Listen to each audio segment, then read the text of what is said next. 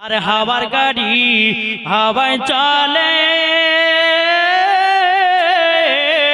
তালের গাড়ি তালে চলে রে, বিনা তালে গাড়ি চালায়, বিনা তালে গাড়ি চালায় নবী সুলাইমান,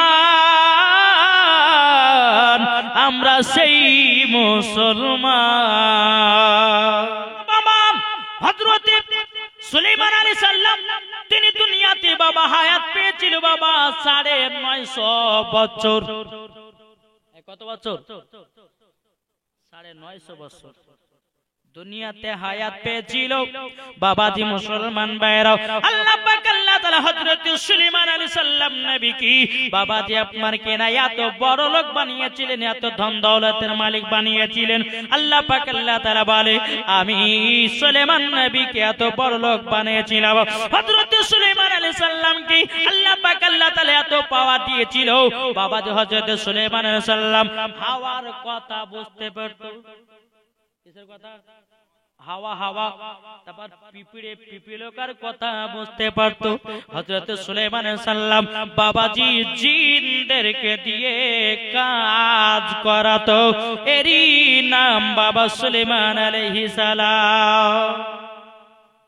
তিনি দুনিয়াতে হায়াত পেয়েছিলেন 950 বছর, কিন্তু বাবাজি এ সোনা মানিকেরাও 950 বছর হায়াত পাওয়ার পরে নিজের জন্য ঘর করে না, নিজের জন্য বাড়ি করে না।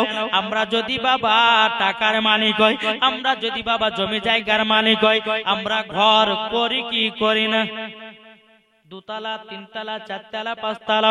কিন্তু হযরত সুলাইমান আলাইহিস সালাম তিনার একটা ঘর ছিল বাবা, অর্ধেক শরীর ঘরের ভিতরে থাকতো, অর্ধেক শরীর বাবা বাইরে থাকতো। বাবাজি মুসলমান এ সোনা মানিকেরা হযরত ইসরাইল আলাইহিস সালাম মালাকুল মাউত যখন বাবা চলে এসেছে সুলাইমান আলাইহিস সালামের কাছে, আসার পরে বলতেছে এ সুলাইমান, আল্লাহ পাক আল্লাহ তাআলা তোমাকে এতটা ধন দৌলতের মালিক বানিয়েছে, তুমি রাজপ্রাসাদ তৈরি না করে এইরকম ঘরের ভিতরে বসবাস করছো কেন? হযরত সুলাইমান আলাইহিস সালাম বলছে বলো গো মালাকুল মাউত, আপনার আশাতে আমি বসে আছি, কখন আমাকে নিতে আসবেন তার জন্য আমি ভয়েতে ঘর দুনিয়াতে বানাই না। ঘর যদি বানাতে হয় মরার পরে কবরেই ঘর আসল বানাবো। চিন্তা করুন, হযরত সুলাইমান আলাইহিস সালাম 950 বছর হায়াত পাওয়ার পরে ধন দৌলতের মালিক হবার পরে নিজের জন্য ভাবেননি, নিজের জন্য দেখেননি। বাবাজি মুসলমান যেই ঘরে তিনি বসবাস করছিল বাবাজি তিনার ঘরটা অত সুন্দর ছিল না, অর্ধেক শরীর বাইরে অর্ধেক শরীর বাবাজি আপনার ভিতরে বেড়াতে ইসলাম নিজের জন্য ঘর তৈরি করেনি। তিনি মরণের আশায় অপেক্ষা আছে, কখন আসবে মালাকুল মাউত, কখন আসবে মালাকুল মাউত, কখন আসবে মালাকুল মাউত। এই হিসাবে হযরত সুলাইমান আলাইহিস সালাম নিজের জন্য ঘর বানাই না। তাই চিন্তা করে দেখুন হযরত সুলাইমান আলাইহিস সালাম 950 বছর পাওয়ার পরে যদি তিনি মরণের কথা চিন্তা করতে পারে, আমরা তো সামান্য বাবাজি 60 বছর পাই। কি গো এই 60 বছরে 2 তলা 5 তলা 10 তলা 20 তলা বিল্ডিং করব, ঘর করব, বাড়ি করব, 4 চাকা কিনবো, হ্যান করব, তান করব, রে বাবা রে মরে দেখে কিছু নাই আছে।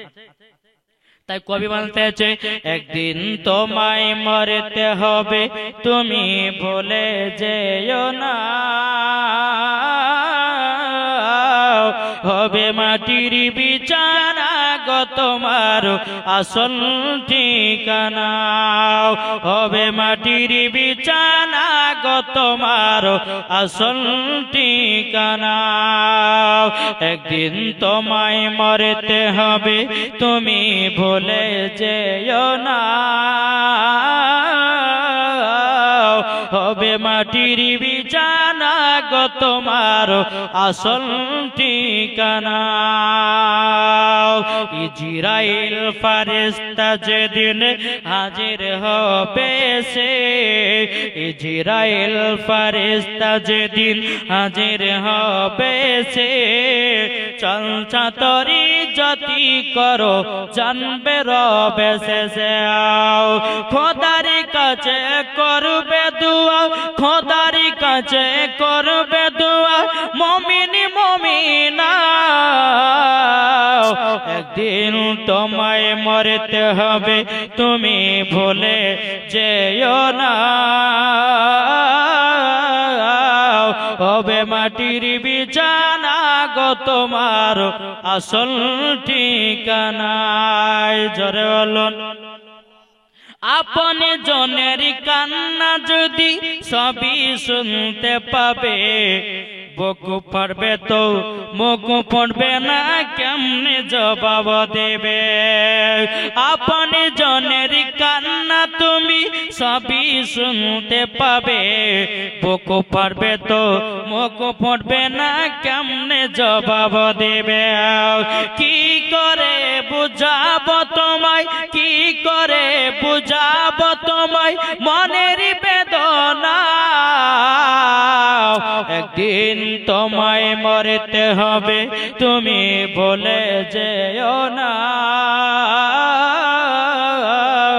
হবে মাটির বিছানা গো তোমার আসল ঠিকানায় জোরকান তাইলে বাবাজি মুসলমানও এ সোনা মানিকেরাও মরণের কথা বাবা চিন্তা করুন মরণের কথা বাবা ভাবুন বাবাজি সোনা মানিকেরাও যারা মরণকে চিন্তা করে বাবাজি আমার নবীজি বলেছি যে উম্মতের মরণকে স্মরণ করি তাদের দ্বারাতে গুনার কাজ বলতে কিছুই নাই জোরে বলুন না সুবহানাল্লাহ বাবাজি সোনা মানিক ও মা খালা আপনাদেরকে বলতে চাই মা রাতের বেলায় মা আমার নাম মাওলানা ওবায়দুল ইসলাম জামালি আপনাদের কথাগুলো বলে গেলাম তাড়াতাড়ি ঠিক না বাবাজি সোনা মানিকেরা একটাই শেষ বেলাতে কথা বলবো ভাই কার কখন মরণের টাইম আসবে কেউ বলতে পারবে এই যে জালসা শুনে বাড়ি যেতেন কার মরণ হবে কেউ হবে না কেউ গ্যারান্টি দিবে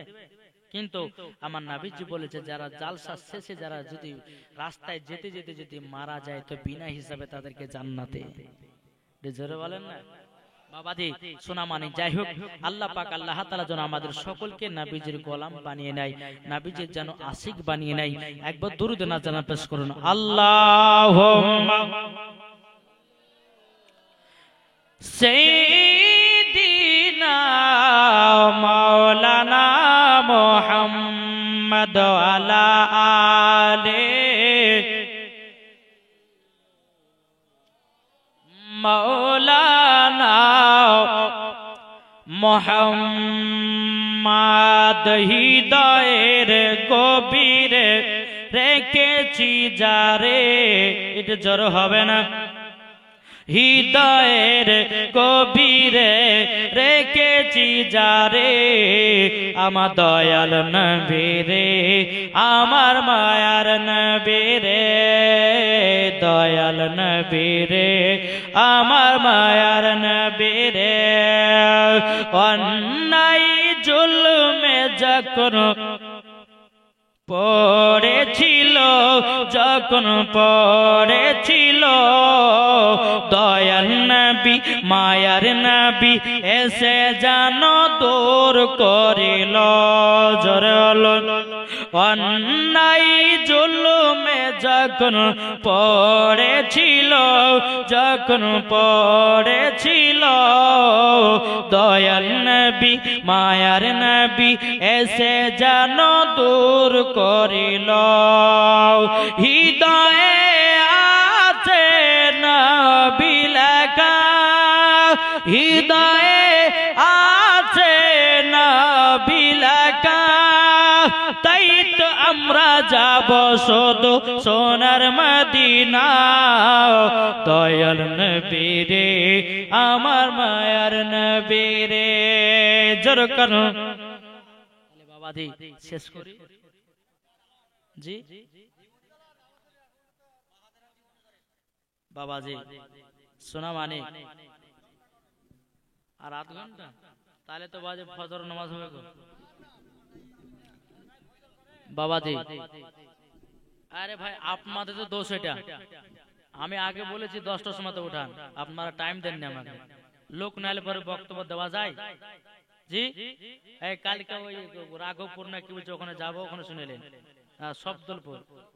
হ্যাঁ, দেখেন ইনি বলছেন যে দোয়া করে দেন, এখন সভাপতি সাহেব বলেছে আমি আর করবো না। জি বাবাজি ওখানে সুবহানাল্লাহ। আচ্ছা আচ্ছা, না গো আর টাইম নেই বাপ। বাপজি একটু চেষ্টা করেন, আমাকে প্রথমবারে বলেছে ভাই 10টার সময় তো উঠান, দেননি আমাকে।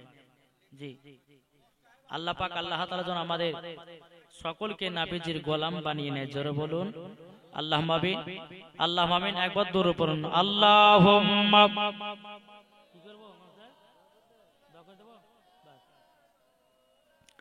মাওলানা মুহাম্মদ ওয়া আলা আলি